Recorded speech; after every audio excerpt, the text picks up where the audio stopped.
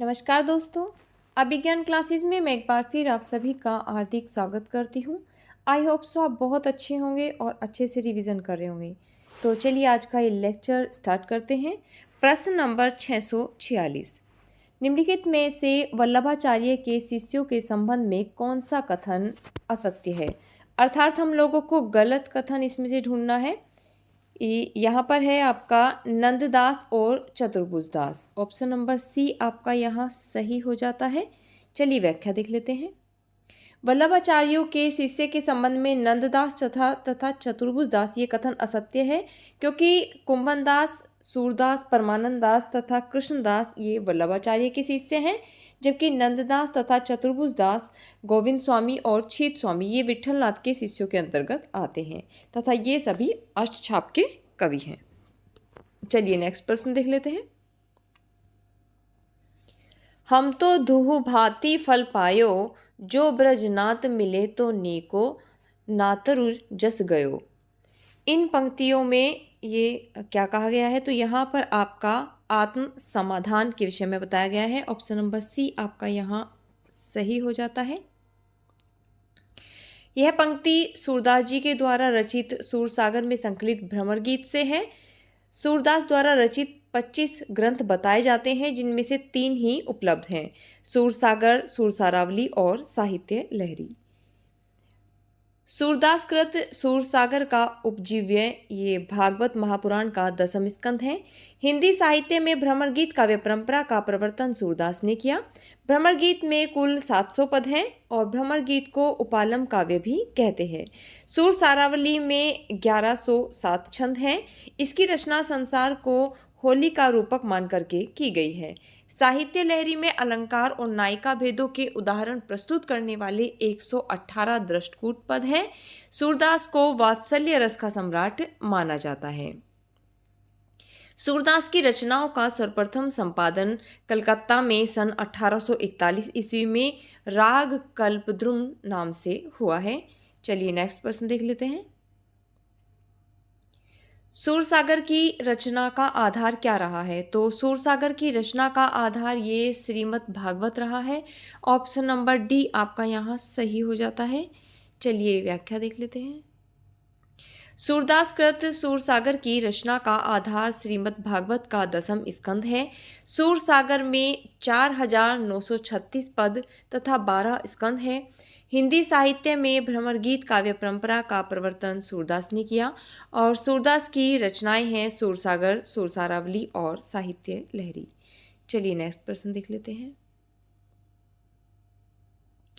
कृष्ण भक्ति काव्य के संदर्भ में इनमें से कौन सा कथन असत्य है, अर्थात गलत कथन ढूंढना है?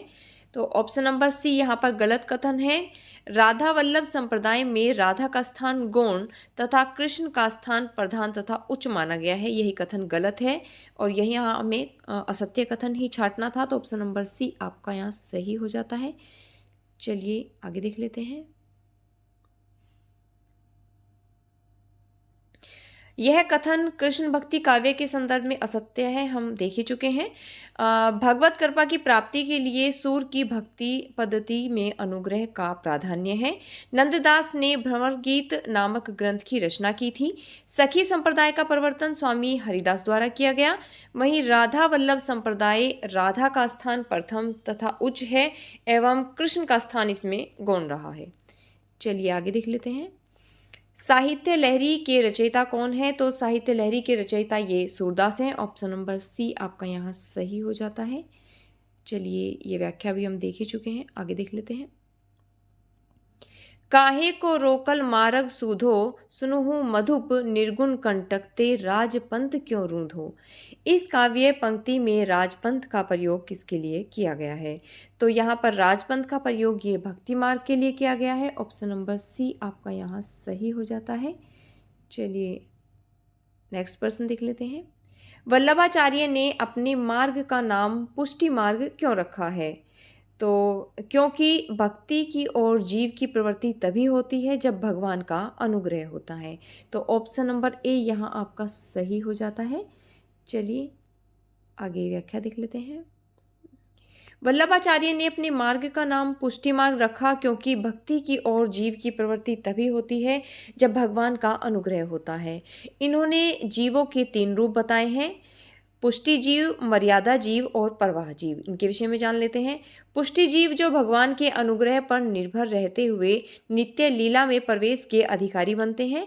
मर्यादा जीव वे होते हैं जो वेदोक्त विधियों का अनुसरण करते हुए भिन्न भिन्न लोक प्राप्त करते हैं। और प्रवाह जीव के विषय में जान लेते हैं।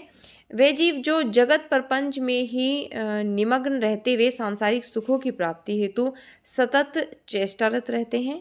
चलिए नेक्स्ट प्रश्न देख लेते हैं। सूरदास के किस ग्रंथ में अलंकारों और नायका भेदों के उदाहरण प्रस्तुत करने वाले दृष्टकूट पद हैं? तो ये साहित्य लहरी में दिए गए हैं। ऑप्शन नंबर डी आपका यहाँ सही हो जाता है। चलिए व्याख्या देख लेते हैं। सूरदास के साहित्य लहरी में अलंकारों और नायिका भेदों के उदाहरण प्रस्तुत करने वाले दृष्टकूट पद हैं। इसमें 118 दृष्टकूट पद हैं।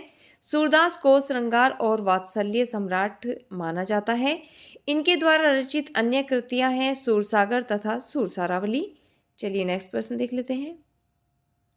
गोपियों की वचन वक्रता का मनोहारी चित्रण सूरसागर के किस अंश में देखने को मिलता है? तो यह हमें भ्रमर गीत में देखने को मिलता है। ऑप्शन नंबर डी आपका यहाँ सही हो जाता है।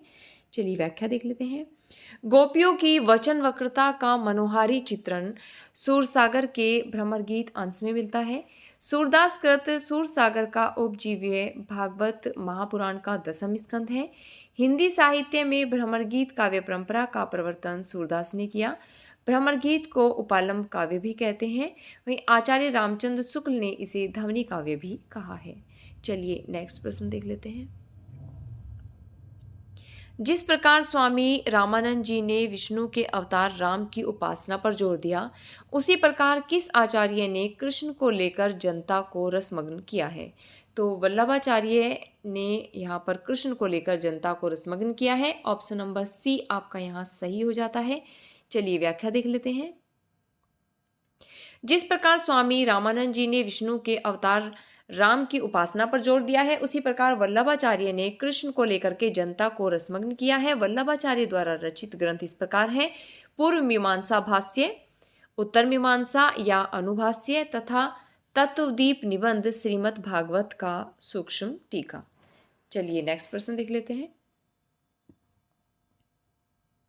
निम्नलिखित में से कौन अष्टछाप के कवि नहीं रहे हैं? तो रैदास ये अष्टछाप के कवि नहीं रहे हैं। ऑप्शन नंबर ए आपका यहाँ सही हो जाता है। चलिए व्याख्या देख लेते हैं। रैदास ये ज्ञानाश्रय शाखा के संत कवि हैं, न कि अष्टछाप के कवि रहे हैं। अष्टछाप की स्थापना स्वामी विठलनाथ ने सन 1565 ईस्वी में 4 अपने तथा 4 अपने पिता वल्लभाचार्य के शिष्यों को मिला करके किया है। यह 8 कृष्ण भक्त कवियों का समूह रहा है। अष्टछाप के 8 कवि इस प्रकार हैं। वल्लभाचार्य के शिष्य हैं आपके सूरदास, कुंभनदास, परमानंद दास और कृष्णदास। वहीं विठलनाथ जी के शिष्य रहे हैं गोविंद स्वामी, छीत स्वामी, चतुर्भुज दास और नंददास। चलिए आगे देख लेते हैं। काग के भाग बड़े सजनी, हरि हाथ सो ले गयो माखन रोटी।